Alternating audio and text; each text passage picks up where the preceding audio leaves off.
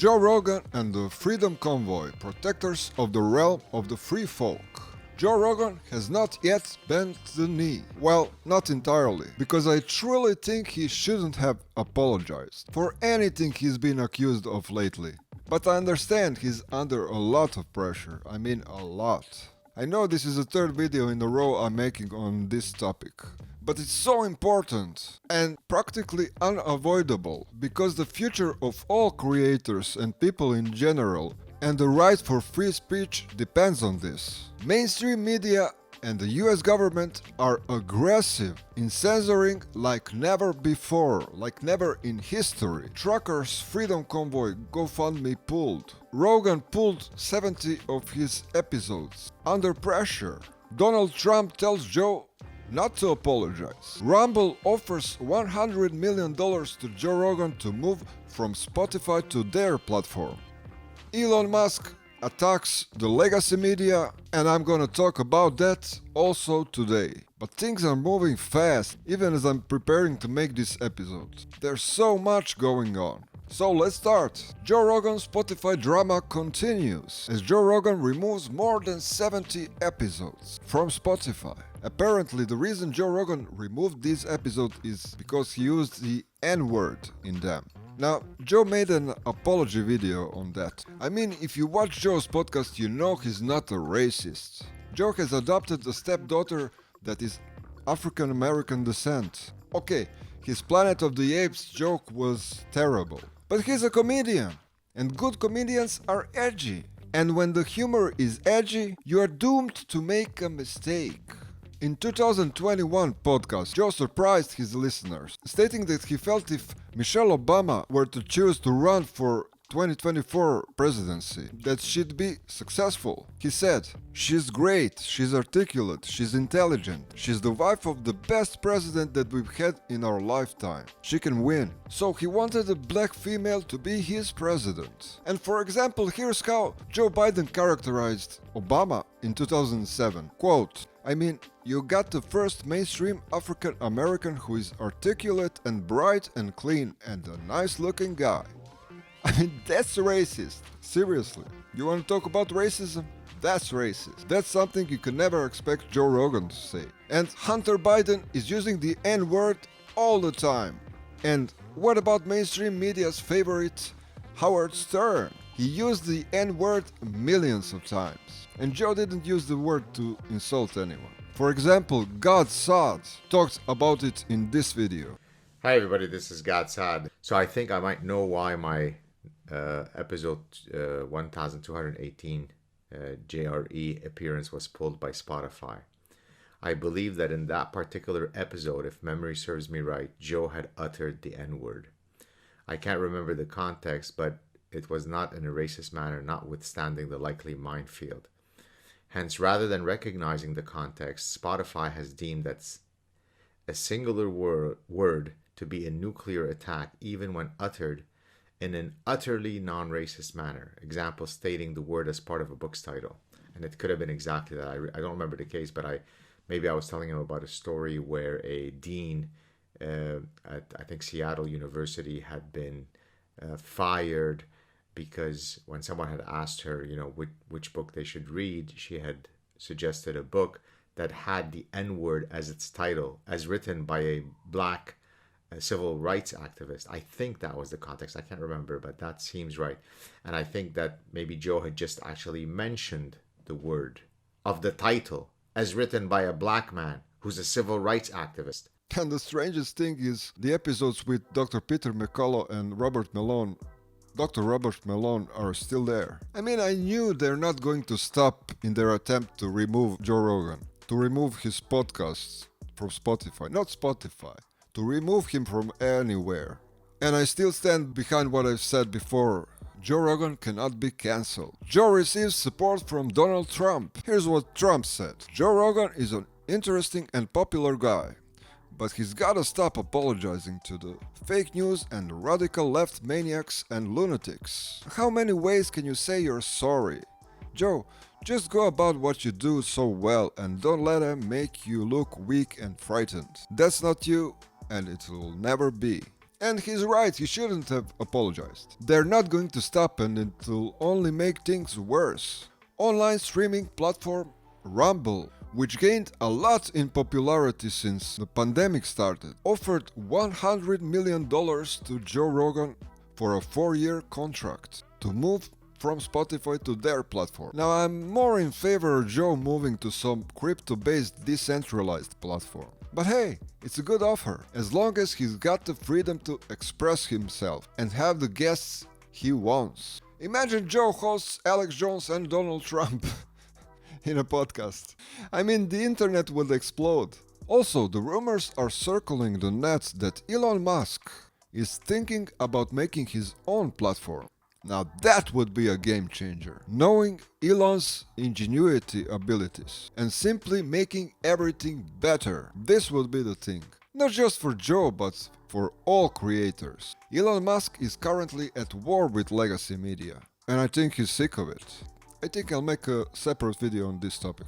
Okay, let's move on to Freedom Convoy and how is this connected with Joe Rogan's situation. Joe Rogan was targeted by mainstream media mostly because of misinformation, but in reality because going against the mainstream media narrative they want everyone to believe in. Joe was against the lockdowns since the beginning of the pandemic. Now, this is the latest study you can find on WebMD. We find no evidence that lockdowns, school closures, border closures, and limiting gathering have had a noticeable effect on COVID-19 mortality. And as you can see from this article on WebMD, lockdowns prevented only 0.2% of COVID-related deaths. And this is the official study from Johns Hopkins University. Now, how many people died because of the lockdowns? How many people lost their jobs? And all the shut down small businesses? The truth is coming out.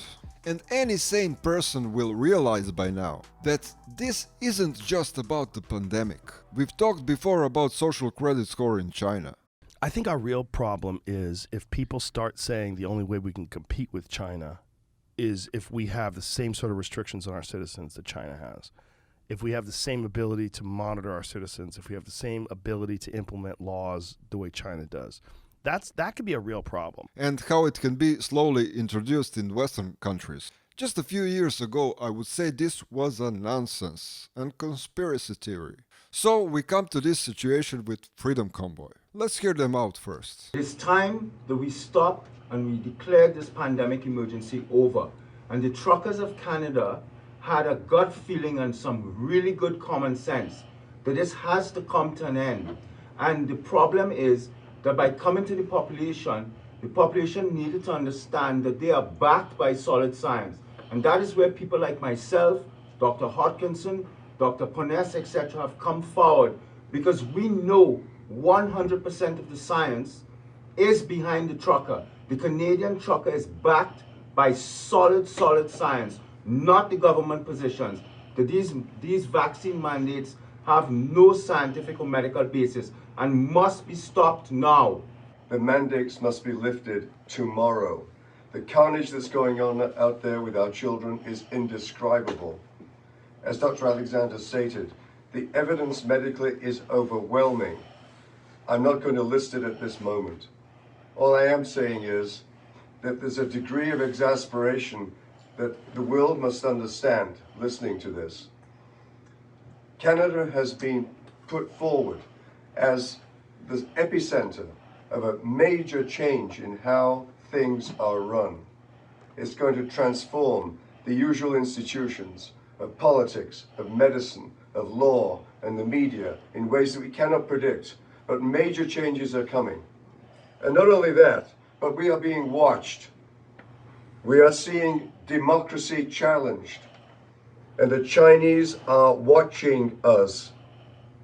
Make no mistake, this is a moment in history where there's a tremendous amount on the table. Not just vaccination schedules, but the very existence that we want our children to inherit.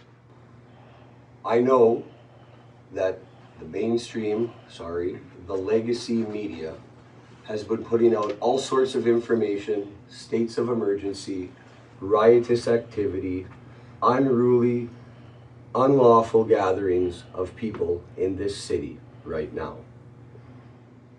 If you are attuned to that, it may bring anxiety, it may bring stress, it may heighten fear or concern for loved ones that maybe you know are here supporting this. But we assure you, this entire organization, it's not just a movement, it is an organization of dedicated, focused individuals who are standing unwavering. There are no ruffled feathers in this room or amongst this team. We have worked with local law authority and government to keep this exactly what we have intended it to be. It is a peaceful demonstration. They're currently treating this now with catchphrases, occupation, terrorism, and all sorts of very low-level commentary to try to sway people's opinion.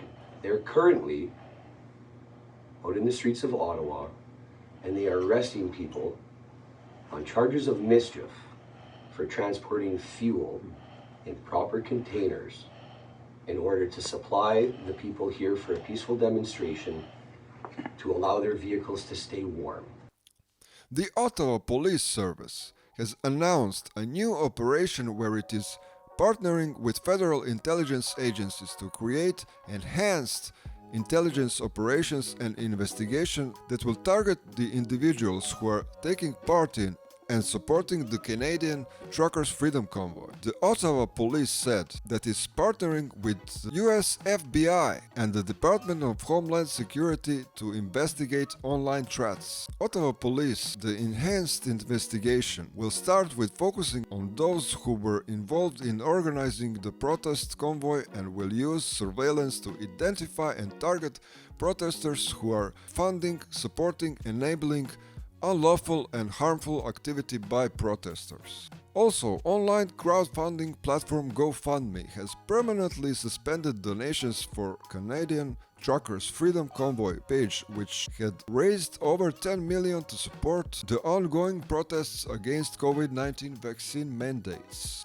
Since when the people are not allowed to state their opinion by protesting? In a democratic society. Now, there is a way to support Freedom Convoy, and I'll leave a link down in the description. What are your thoughts? Do you think Joe should move to another platform and leave Spotify? Or perhaps Elon Musk should make his own platform? What do you think about that? Are we in a great reset right now? State your opinion down in the comment section and I will reply. If you've liked this video, please subscribe.